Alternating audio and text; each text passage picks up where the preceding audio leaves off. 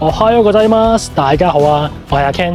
今日我哋去全日本最大嘅水族館名古屋港水族館，順便睇一下，為咗尊重所有海洋生物啊，同埋隆重其事呢個全日本最大嘅水族館啊，我決定全身都係以藍色嘅裝扮配合翻呢個主題。好啦，自考完畢啦，嗱哥啊 ，Let's go 啊！大家咧仲可以喺 website 度揀定當日表演嘅時間，但係咧要留意嘅就係有啲活動咧唔係日日都有噶。例如呢一個八鯨不可思議的食魚方式，你見到呢一日為例咧，佢係冇嘅。好啦，如果你問我嘅話咧，我個人就最推介呢3個表演嘅。換句話說咧，可以將大部分時間留喺呢個北館。呢個名古屋港嘅水族館咧，其實係喺呢個名古屋港嘅花園碼頭嘅其中一個設施嚟嘅啫。咁呢個名古屋港嘅花園碼頭咧，其實有好多設施嘅。咁仲有名古屋港嘅港口展望室啦、海洋博物館、南極觀測船等等。咁啱啱水族館咧，同埋啱啱講嗰3個設施咧，其實都有一個係一 set 4個設施嘅共通門票嘅。咁我記得咧，就之前 klooktrip.com 好似都買到嘅，但係咧而家就好似冇晒啦。咁咧，所以呢一個一 set 4個設施嘅門票咧，即係呢個套票咧，咁就去翻名古屋港水族館嗰邊嗰度去買噶啦。不過 anyway 咧，以我個人為例咧，我同一日係去唔晒4個地方嘅。我係嗰日冇去到呢個港口大樓嘅展望室啦，同埋呢一個海洋博物館，我都嚟唔切嘅。咁當然啦，有可能係因為我拍片即係影響咗個行程嘅進度。咁所以咧 anyway， 咁大家就即係根據自己個情況啦、需要啦，去決定使唔使真係去晒4個設施啦。大家如果有興趣想知埋呢2個地方嘅話咧，都可以 follow 我啊。我之後咧都會去埋呢2個地方拍俾大家睇下嘅。咁去呢個名古屋港嘅水族館嘅交通方法咧，其實好簡單嘅啫。咁就搭呢個紫色線，即係名城線。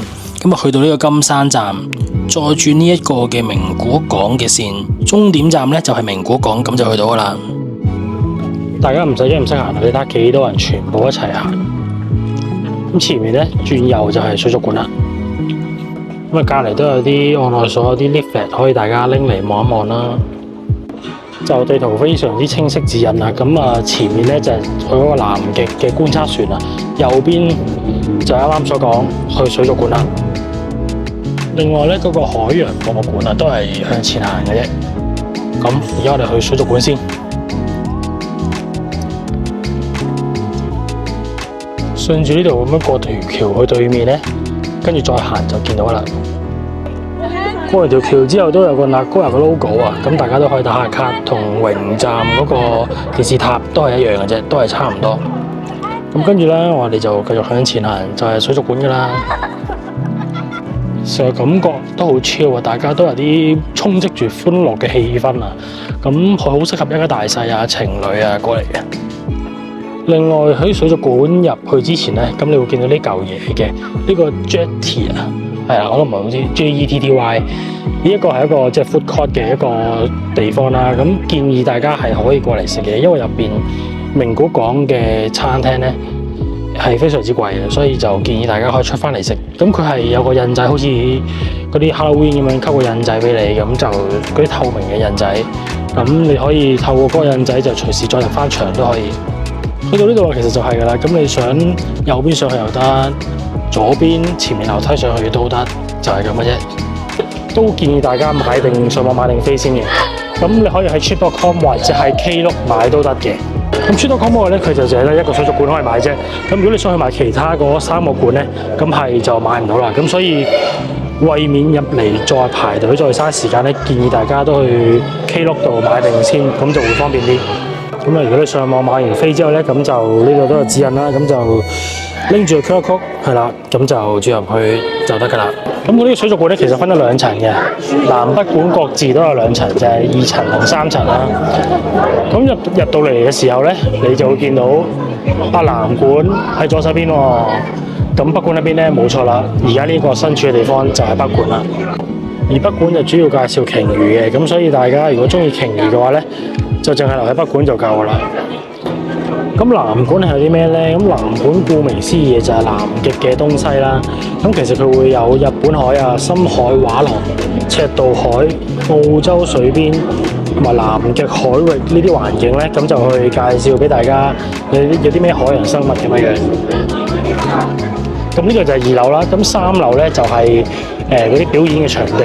咁所以你見到其實呢度有啲海豚啊，有啲海洋生物啊，佢哋上面啊其實就係、你見到佢哋上咗唔知游咗去邊咧，上面其實就係表演場㗎啦。咁啊，大家如果有時去唔切現場睇表演咧，咁佢其實喺個館裏邊咧都會有啲投影機間唔中射出嚟，咁就可以大家望翻現場直播。咁樣正門一入到嚟咧，右手邊最右邊咧就見到呢個日本最大嘅沙池啊，有成16歲咁多啊，仲要係有成6米長添啊！就係佢啦，超大條啊！之前。哦，哇！親眼見到係好震撼啊！我諗相機鏡頭咧，你畫面見到都係冇個震撼冇感覺。哇！我想摸佢啊！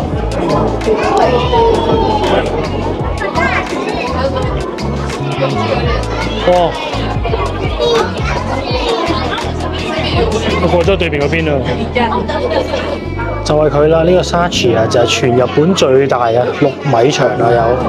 咁沙池佢呢度譯做虎鯨啦，咁應該係大陸或者台灣嘅叫法啦。我哋香港人聽得最多就應該係叫殺人鯨啊，但佢咁得意，完全同殺人鯨呢個名咧好唔襯咯。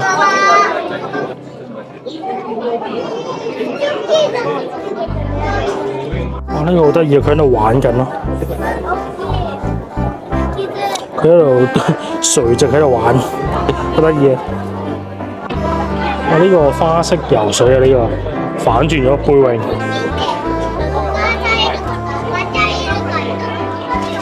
然後佢哋有埋啲數據喺度，幾得意啊！咁淺色啲嗰個咧就係媽咪啦，上面呢個咧深色啲就係 BB 仔。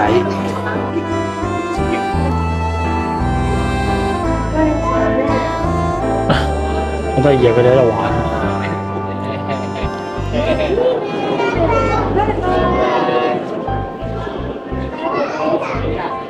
而家睇緊呢一個就係太平洋短吻海豚啊！雖然睇完中文之後我都唔知係咩種類，不過就知道好似幾特別，都幾多人睇啊！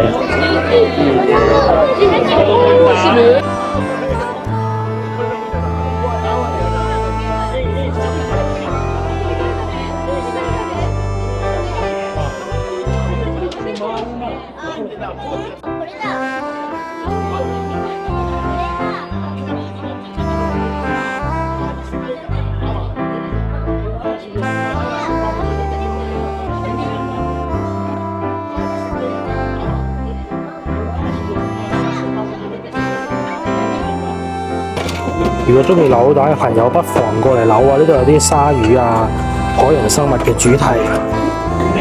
我而家咁啱撞正係殺人鯨嘅訓練方式啊！咁但係我陣間先睇，咁而家睇住個 mon 先。一入門口咧，左手邊佢都有個係放行李嘅 locker 位置啊！咁所以如果大家係最後一日嚟嘅話，咁呢度都可以放到行李啊！大家如果用中文嘅話咧，咁你見到佢表演場地其中一個寫住係極光之海啊，咁佢2樓、3樓都有嘅。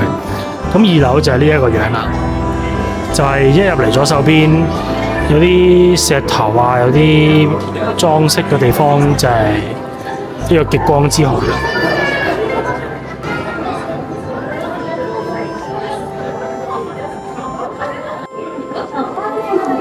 今日聽得最多就係卡哇伊啊！相信全世界都突然間識日文啦。哇！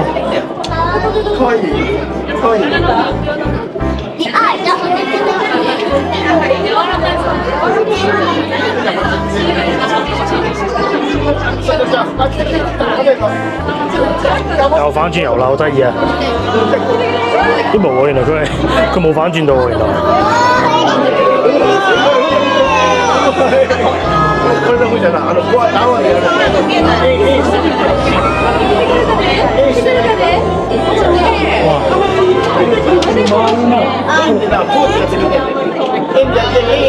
Hello， こんにちは。これだ。これだ。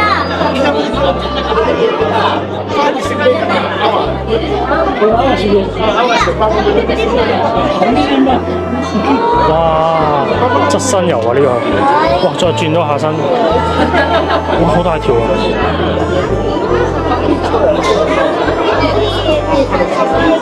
佢行入少少啊，呢度仲可以同嗰個沙池嘅模型、殺人鯨嘅模型合照啊，免費嘅。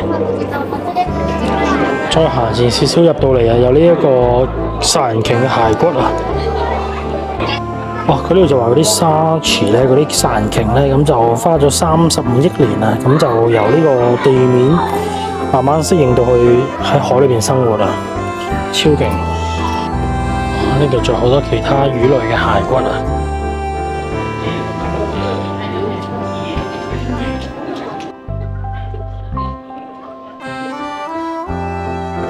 好，咁而家上去3樓先。上到嚟3樓啦，呢度咧由於有啲海水啊，我雖然我知道唔係自然啦，但係都係有啲凍，所以大家要小心啲啦。呢個就全日本最大面積嘅水族館啊，同埋擁有全世界最大規模嘅戶外水槽。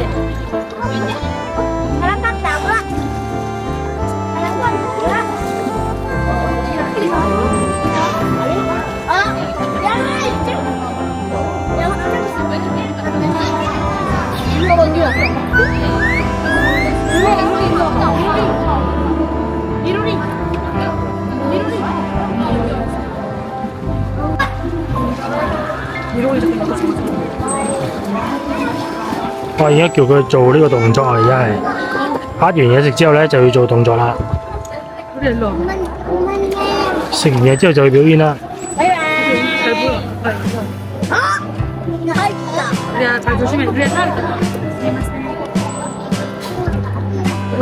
唔夠厚，食多粒。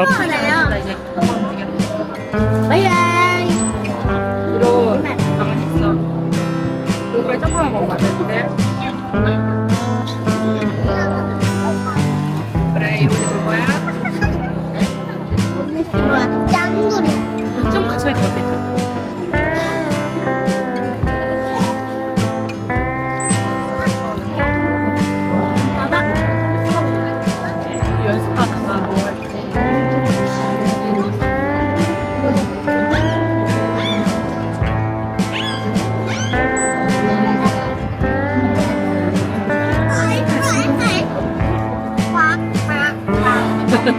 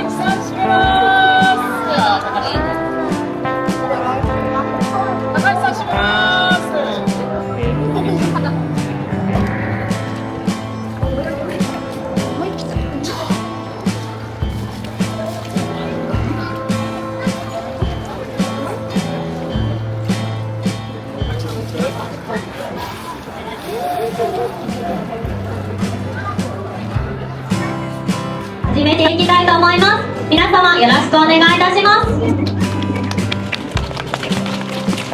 ありがとうございます。さあこっちだよ。さ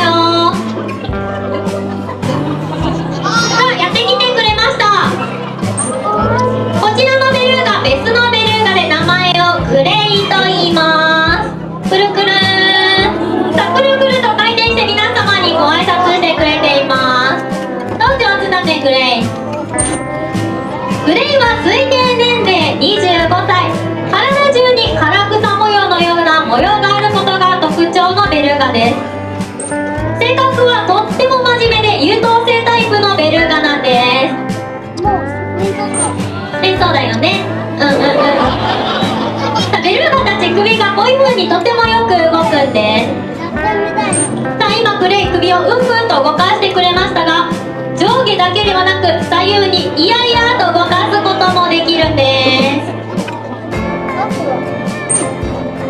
さあこっちに来てね。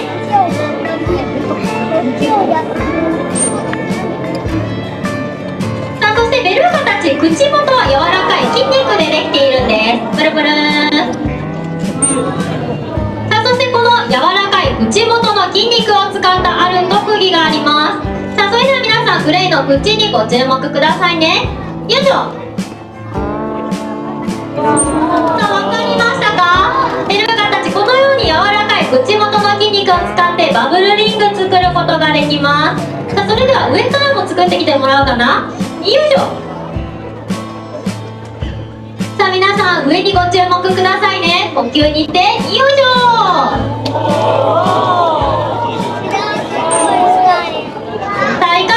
とっても上手にバブルリング作ることができましたね。じゃあこちらのお客様の前でも行きますよ。よいしょ。さあ上からも行くよ。よいしょ。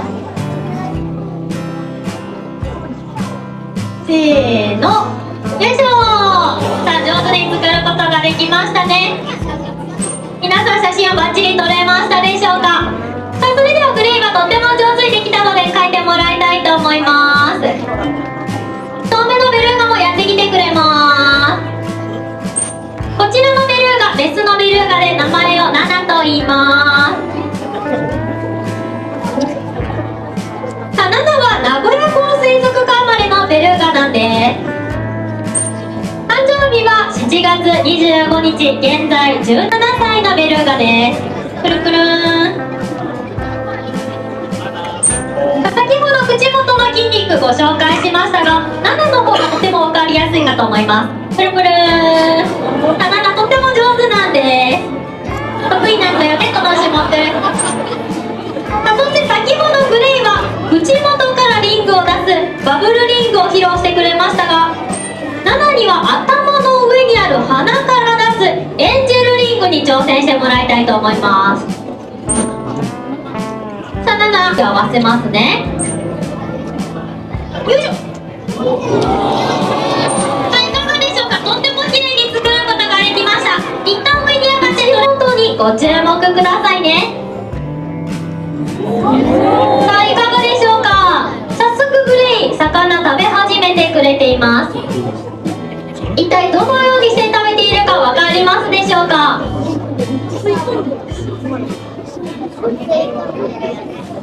さあ、ちらほらと吸ってるという声が聞こえてきていますが、正解です。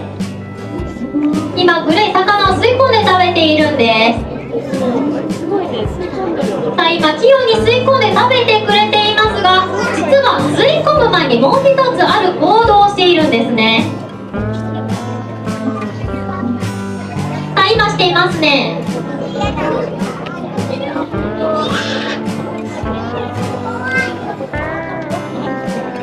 さあ、もう一回いきますよ。よいしょ。さあ、皆さん分かりますか？今ちょっとしてますね。あ、してます、してます。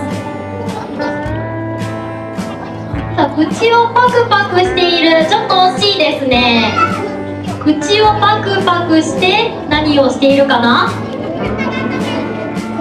魚食べてるね。魚食べるために何をしてるかわかるかな？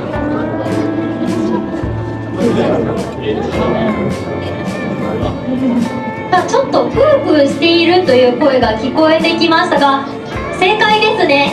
今グレイ、水を吹きかけて舞い上がった。さあ、それではナナお願いします。さあ、ナナこっちだよ。さあ、やってきてくれました。さあ、皆さんいきますよ。せーの、バイバーイ。さあ、皆さん分かりますか？ナナが上手に両手の指を振ってご挨拶してくれています。上手だね、ナナ。さあ、これでイベント終了となります。皆様最後までご覧いただきありがとうございました。ありがとうございました。ナナとっても上手に挨拶することができました。戻ってもらいます。大家如果出去食飯嘅時候咧，記得要吸引啊！如果唔係翻唔到嚟噶啦。好啦，而家就去呢個 Jetty 嘅 food court 睇下咩食先。咁呢間 Sugakiya 咧，其實如果大家未食過咧，都可以試下嘅，因為佢係堪稱名古嘅代表之作啊。咁佢係建立於19唔知幾多年啦。咁就係二次世界大戰之後，咁就為咗解決即係日本當時嘅一個大家都好窮冇錢食飯嘅情況之下咧，咁就有咗呢間店，係專食拉麵嘅，就有啲海鮮檔嘅都有，咖喱飯都有，其實基本上咩種類嘅日本食物都有啲嘅，烏冬啊、天婦羅蕎麥麵都有，蛋包飯啦。韓式嘅石鍋飯都有，另外都有關係日式又有、台式又有嘅一個拉麵店。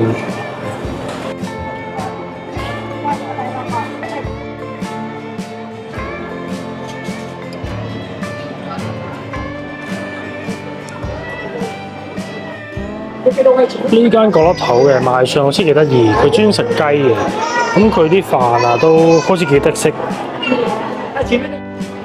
全部價錢都係徘徊喺1000蚊左右。最後太肚餓，所以揀咗呢隻貓貓 cafe 啊，食蛋包飯，因為冇乜人排隊啊。個飯略嫌有啲硬咯，咁佢一嚿一嚿咁樣就咬得唔係幾舒服。佢汁唔算話好濃，就普普通通咁就10分都有7分嘅。佢個肉就硬咗少少，整體我覺得有6.5分啦，不過不失啦。餐廳2樓咧都仲有少少位可以坐嘅。咁另外呢邊咧，哇係扭蛋人士嘅天堂。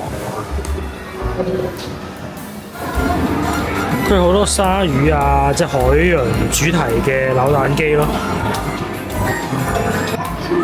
喂，正喎！呢個超人模型喎，呢個。哇！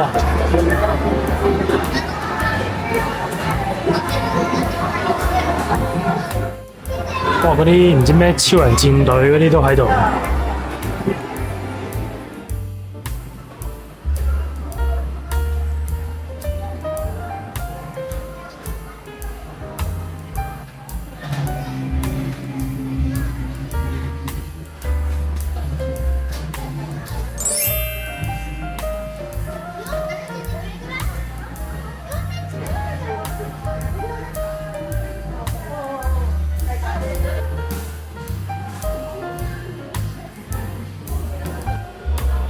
雖然我唔係話好熟動漫啦，直頭唔熟添啦。咁但係佢感覺好似係咩款都有啲嘅，所以如果中意動漫嘅朋友就一定嚟啦。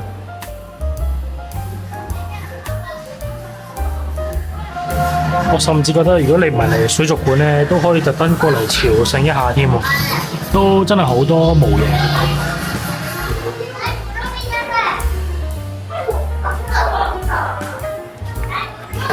佢仲有嗰啲以前嗰啲海報啊，嗰啲flag 嗰啲。